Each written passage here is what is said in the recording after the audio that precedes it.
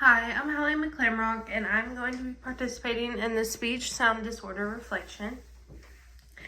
So first, to get started, the way I would describe a speech sound disorder is when a child has a struggle with saying wed instead of red, or thope instead of soap. This is a speech sound disorder.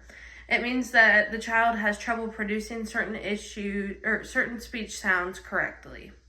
This could be because of articulation difficulties, where the child just can't physically make the sound, or it could be a phonological issue.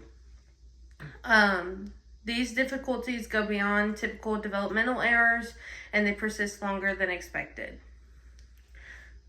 Personally, learning more about speech sound disorders has really deepened my understanding of how critical clear communication is, not just for academics, but for self-esteem and relationships too.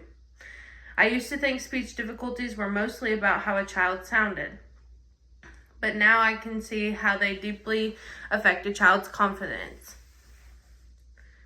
I've thought about the times I've seen students withdraw from group discussions or hesitate to read aloud, not because they didn't know the answer, but because they were afraid of being misunderstood or teased. I think that this is a very common thing found within classrooms, and that's why it's so important to notice these issues when it arises, and it's important to get these students into interventions as soon as possible, so that we can make these students feel comfortable. As an educator, I've witnessed this many times, in and outside the classroom. On the positive side, like I said earlier, if you notice the problem early enough and you notice it and you get the interventions, then it can be dealt with accordingly.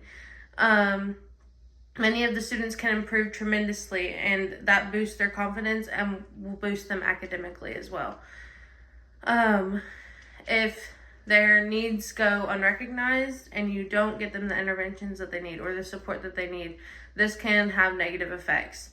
Poor academic performance, it could affect their confidence, it can create social isolation, lower self-esteem, and those are things that no student should ever feel.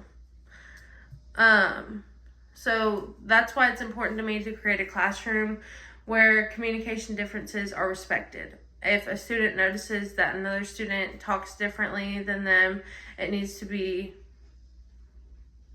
realized, but it also needs to be respected, and nothing else needs to go further than that.